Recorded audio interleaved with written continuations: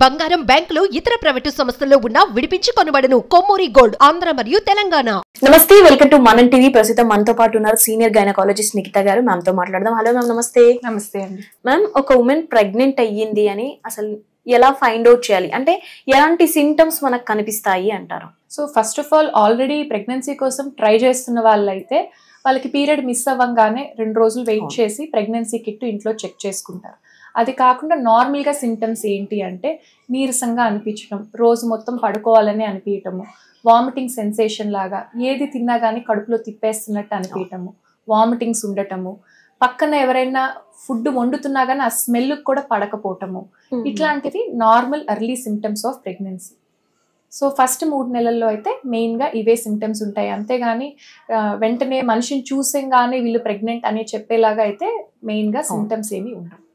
ఎన్ని రోజులకి some test అవి చేయించుకుంటే బెటర్ అంటారు? సో ఇప్పుడు మనకి మార్కెట్లో అవైలబుల్ ఏవైతే ప్రెగ్నెన్సీ యూరిన్ టెస్ట్ కిట్స్ ఉన్నాయో అవి పీరియడ్ మిస్ అవిన నెక్స్ట్ డే చెక్ చేసుకుంటేనే దాని సెన్సిటివిటీ రేట్ చాలా హైగా ఉంటుంది. అంటే 95% అది కనుక్కుండే శక్తి దాంట్లో ఉంది. కాబట్టి జనరల్గా పీరియడ్స్ రెగ్యులర్గా ఉండాలి ఫస్ట్ ఆఫ్ ఆల్. సో 45 రోజులకు ఒకసారి, 60 రోజులకు ఒకసారి పీరియడ్ వచ్చే వాళ్ళకి పీరియడ్ మిస్ అవిన వెంటనే చెక్ చేసుకుంటే తెలియదు. ఎవరికైతే 25 to 35 days కరెక్ట్గా నెల పీరియడ్ వస్తుందో వాళ్ళల్లో పీరియడ్ మిస్ అయిన పక్క రోజు నార్మల్ యూరిన్ టెస్ట్లో ఇంట్లో చెక్ చేసుకుంటే సరిపోతుంది. యూరిన్ టెస్ట్లో కన్ఫర్మేషన్ లేదు, యూరిన్ టెస్ట్లో అది స్లైట్గానే కనపడుతుంది, లేదా యూరిన్ టెస్ట్లో అంతగా కనపడలేదు కానీ నేను ఇందాక అన్నట్టు సిమ్టమ్స్ అన్నీ ఉన్నాయి, అంటే కొంచెం నీరసంగా ఉంది, వామిటింగ్ వస్తున్నట్టుంది, ఇలాంటి వాటిలన్నిటికి కూడా వాళ్ళ గైనకాలజిస్ట్ దగ్గరికి వెళ్ళినప్పుడు బ్లడ్ టెస్ట్, బీటా హెచ్సిజీ అనే ఒక రక్త పరీక్ష రాస్తాం. అది ఏంటంటే యూరిన్ టెస్ట్లోకి అవ్వడానికి ముందే ఆ బ్లడ్ టెస్ట్లో కన్ఫర్మేషన్ వెంటనే తెలుస్తుంది. అండం రిలీజ్ అయిన 14వ రోజుకే మనకి ప్రెగ్నెన్సీ టెస్ట్ అనేది పాజిటివ్ వచ్చేస్తుంది. అది ఈ రక్త పరీక్షలో తెలుస్తుంది. ఫస్ట్ మంత్ నుంచే టెస్టులు కానీ అవన్నీ ఎలా ఉంటాయి అంటారు మ్యామ్? సో ఒక గైనకాలజిస్ట్ ని వీళ్ళు మీట్ అవుతే సో ఎలాంటి టెస్టులు చేస్తారు ఏంటి? సో నార్మల్గా ఫస్ట్ కలవంగానే కన్ఫర్మేషన్ ప్రెగ్నెన్సీది చెక్ చేస్తాము.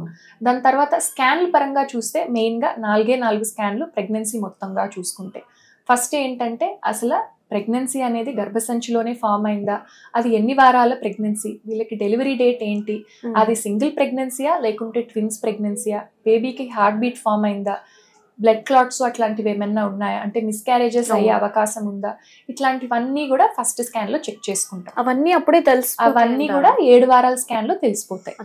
సో 7 వారాల స్కాన్ అయిన తర్వాత డైరెక్ట్ గా 12 వారాల నుంచి 14 వారాల్లో రెండో స్కాన్ ఉంటుంది. దాన్ని ఎన్టీ స్కాన్ అంటాం. సో దాంట్లో ఏంటంటే బేబీ బ్రెయిన్ డెవలప్మెంట్ అవన్నీ చెక్ చేసుకుంటే స్కాన్. సో జెనెటిక్ ఇబ్బందులు ఏమన్నా బేబీకి ఉన్నాయా, అంటే ఇప్పుడు డౌన్ సిండ్రోమ్ అట్లాంటివి బేబీకి ఉన్నాయా అనేవి తెలియటానికి 12 వారాల నుంచి 14 వారాల్లో ఆ టైంలో స్కాన్ చేస్తాం. నెక్స్ట్ 3వ స్కాన్ వచ్చేసి 20 వారాల ప్రెగ్నెన్సీ అప్పుడు చేస్తాం. సో 5 నెలలు కంప్లీట్ అయ్యేటప్పుడు చేస్తాం. సో ఈ స్కానే అసలు ఒక ప్రెగ్నెంట్ లేడీ ఒకవేళ మా దగ్గరకు వచ్చి నాకు స్కాన్లు చేయించుకోవటం అస్సలు ఇష్టం లేదు, ఒకటే చేయించుకుంటాను అని అంటే ఆ ఒక స్కాన్, ఈ టిఫా స్కాన్ అనేది 20 వారాలప్పుడు స్కాన్. ఎందుకంటే బేబీ ఆర్గన్స్ అన్నీ కూడా 19 వారాల కల్లా ఫార్మేషన్ కంప్లీట్ అవుతాయి. అందువల్ల 20 వారాల స్కాన్లో బేబీ గుండె ఎలా ఫామ్ అయింది, కిడ్నీస్ ఎలా ఫామ్ అయ్యాయి, పేగులు ఎట్లా ఫామ్ అయ్యాయి అని మెయిన్గా ఆర్గన్స్ అన్నీ కూడా, బేబీ కలరు ఇవన్నీ చెప్పలేము కానీ బేబీ ఆర్గన్స్ అన్నీ కరెక్ట్గా ఫామ్ అయ్యాయా, ఈ బేబీ వల్ల బేబీ పుట్టిన తర్వాత బేబీకి ఏమైనా మేజర్ రిస్క్ ఉంటుందా అనేదంతా కూడా ఆ స్కాన్లో మాకు బయటపడుతుంది.